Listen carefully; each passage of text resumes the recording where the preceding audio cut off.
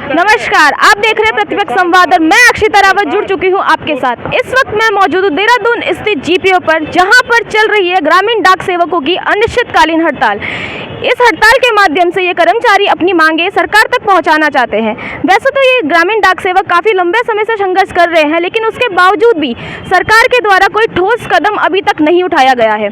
देहरादून हरिद्वार के 6 से 73 से ज़्यादा और इसके साथ ही प्रदेश के 18,000 से ज़्यादा कर्मचारी इस हड़ताल में शामिल हो चुके हैं, जिसके कारण आम जन को भी काफ़ी परेशानियों का सामना करना पड़ रहा है। तो आइए बात करते हैं संघ के कुछ पदाधिकारियों से और जानते हैं कि इनकी मांगे आखिर क्या है और कब तक ये हड़ताल जारी रहने वाली। तो आपसे मेरा पहला सवाल ये है कि आप ये बताइए, ये आपकी आखिर मांगे क्या क्या है।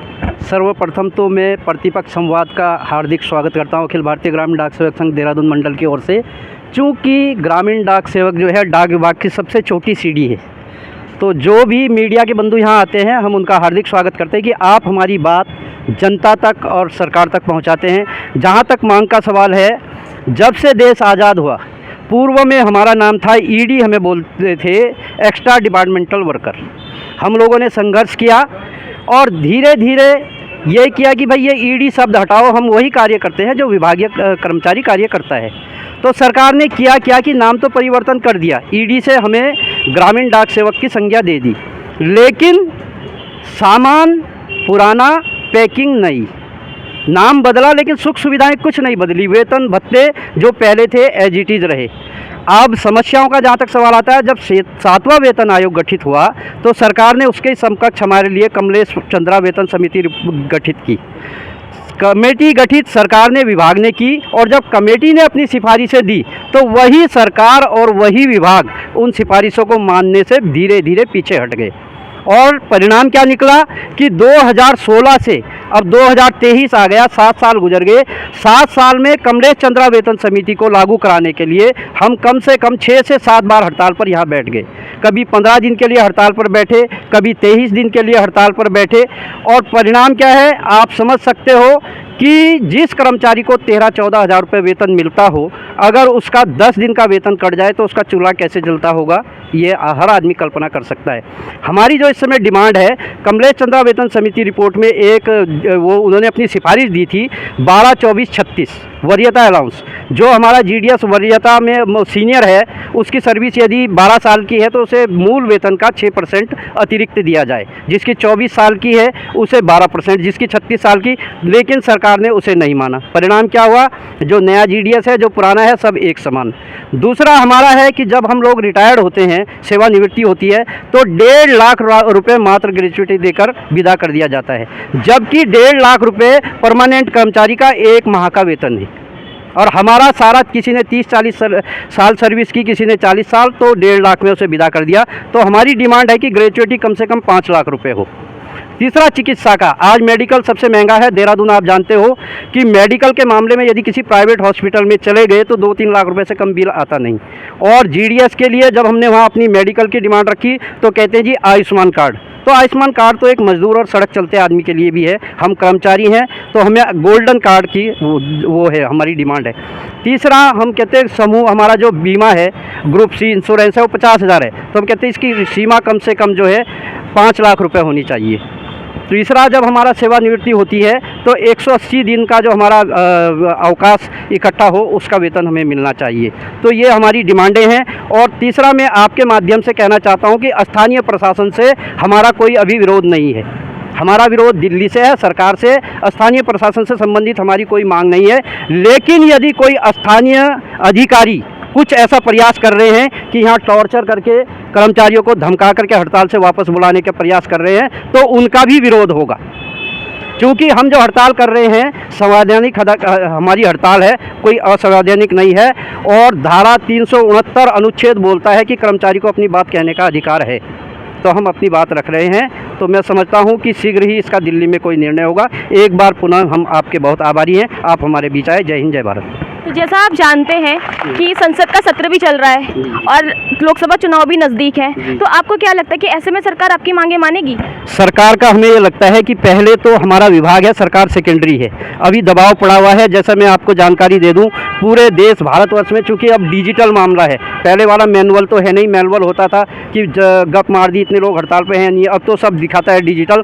75% पूरे भारतवर्ष में इस समय हड़ताल पर हैं, हमारा जो आंकड़ा है। तो जब हमारे डीजी महोदय सरकार को रिपोर्ट देंगे और मीडिया के थ्रू रिपोर्ट जाएगी तो सरकार पर दबाव अवश्य पड़ेगा और कुछ न कुछ मांग पर जरूर होगी। और जैसा कि कल बैठक हुई थी आपके अधिकारियों की, तो उसमें आप लोगों को क्या आश्वासन मिला? अभी कोई आश्वासन सरकार की ओर से नहीं दिया, उन्होंने खाली कोरा आश्वासन ये दे रहे हैं, हम विचार करेंगे, आप हड़ताल वापस ले लो। और पहले भी ऐसा कई बार रिपीट किया गया, तो हम आश्वासन पर हड़ताल वापस नहीं करेंगे। हम जो है कई सालों से यहाँ पर धरने पर बैठे हुए हैं। 13 years is also running of my work, but आज तक हमारी जो डिमांड है कभी पूरी नहीं हुई है। हम सरकार से यही डिमांड रखते हैं कि जो हमारी जो रूल 3 कौन सा है, रूल 3 ना, हाँ रूल 3, उसको ख़त्म किया जाए। जो कमलेश चंद्र रिपोर्ट की जो कमेटी बनाई गई थी उसको लागू किया जाए। और जो हमारी मेडिकल फैसिलिटीज़ वगैरह कोई नहीं, कुछ भी नहीं मिलता है जीडीएस लोगों को। अभी कोरोना के टाइम में कितने सारे हमारे जीडीएस मेंबर्स जो है डेथ हुई, वो एक्सपायर हुए, लेकिन उनको 1 रुपये तक भी नहीं मिला गवर्नमेंट की तरफ से। जबकि वो कोरोना के टाइम में भी उन्होंने डाक का पूरा काम किया, घर घर तक डाक पहुंचाना, पार्सल पहुंचाना, everything they did very well. लेकिन गवर्नमेंट ने उनके लिए कुछ नहीं किया।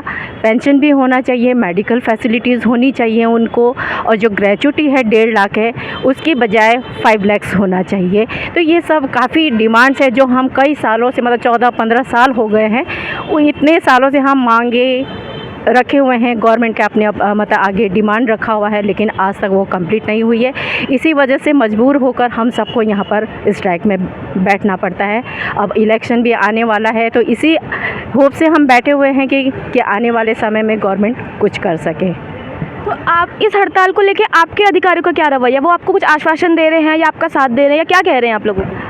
अधिकारी लोग तो, कोई लोग तो बहुत अच्छा सपोर्ट करते हैं, लेकिन कुछ अधिकारी ऐसे भी हैं कि मतलब वो सपोर्ट नहीं करते हैं। अब वो चाहते हैं ना कि हाँ, अब रेवेन्यू जनरेट नहीं हो रहा है, अब मार्च भी आने वाला है, रेवेन्यू ज़्यादा से ज़्यादा जनरेट हो। अभी 16 को, इसी मंथ के 16 को डाक चौपाल भी है, जिसमें PLI RPLI का टारगेट भी वगैरह दिया जाता है। तो वो सब टारगेट कौन पूरा करता है? हमारे GDS जितने भी मेंबर्स हैं वो सब ही कंप्लीट करते हैं। इसी वजह से वो क्या करना चाहते हैं कि डरा कर, धमका कर, कि मतलब ये वापस अपने BO में जाए और उनके टारगेट को पूरा करें। विदाउट GDS वो जो हमारे जितने भी अधिकारी लोग हैं वो अपना टारगेट कभी कंप्लीट नहीं कर सकते हैं, because we are the backbone of this department ना।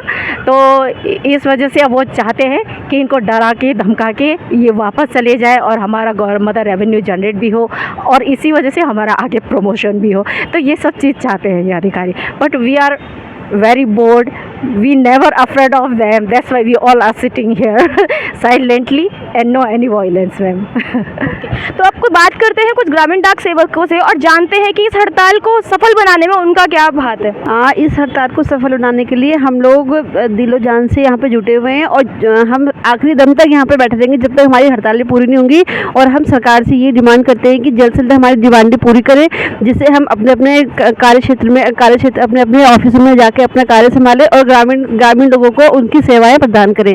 परंतु मेरी सरकार से ये निवेदन जरूर रहेगा कि हमारी जो डिमांड है 12, 24, 36, इसको जल्द से जल्द पूर्ण करें और हमें पूरा आश्वासन देंगे, तभी हम अपनी हड़ताल में वापस जाएंगे, वरना हम बिल्कुल हड़ताल वापस नहीं लेंगे। और विभाग से ये निवेदन करना चाहूँगा कि महोदय, हमारी ये शांतिपूर्वक और न्याय संगत मांग है जो कि विगत कई वर्षों से लंबित है।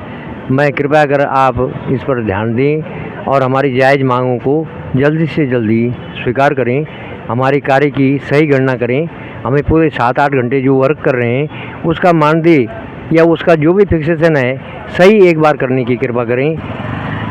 मैं इससे अधिक मुझे कुछ नहीं कहना, और मैं केंद्रीय नेतृत्व और अपने सभी साथियों से भी यह निवेदन करना चाहूँगा कि कृपया ये हम सब की डिमांड है, इसलिए इस जायज़ डिमांड के लिए हम सभी एकजुट रहें और सब मिलजुल करके इसके लिए संघर्षरत रहें और आगे आएं। जब तक हम लोगों के साथ न्याय संगत न्याय नहीं हो जाता तब तक हम अपनी बात पर अडिग रहें और इसी धरना स्थल पर इस तरह से जो है अपनी बात को आगे सरकार तक पहुंचाते रहें। और आप सभी का भी, मैं मीडिया का भी बहुत धन्यवाद करना चाहूँगा कि आप लोग भी इसमें सरकार तक हमारी डिमांड को पहुंचाने का कष्ट करेंगे। ये हड़ताल का मैडम ये कहना है हमारा, हम 7th पे कमीशन में कमलेचंद कमेटी की रिपोर्ट में सरकार ने यही कमेटी बिठाई थी, कमलेचंद कमेटी रिपोर्ट। 5 साल हो गए हमें लड़ते लड़ते, अभी तक कोई भी मांगे पूरी नहीं की गई है। और आज जो है हमारी कल तक हड़ताल 75% जो है चल पड़ी पूरे ऑल इंडिया में। आज हमारी एक यूनियन है NFPA, वो भी आज हड़ताल पे आ चुकी हैं। आज 100% जो है हड़ताल पे रहेंगे सारे ग्रामीण डाक सेवक। प्रभाव बहुत पड़ चुका है, लेन देन में, डाक वितरण में बहुत प्रभाव पड़ चुका है। तो ये थे हमारे साथ संघ के कुछ पदाधिकारी और ग्रामीण डाक सेवक। अब गेंद सरकार के पाले में है। इस सरकार का मूल मंत्र है सबका साथ सबका विकास। तो अब देखना ये दिलचस्प होगा कि इस मुद्दे पर सरकार क्या निर्णय लेती है। मैं आपके साथ फिर जुड़ूंगी अपनी सहयोगी आंचल के साथ।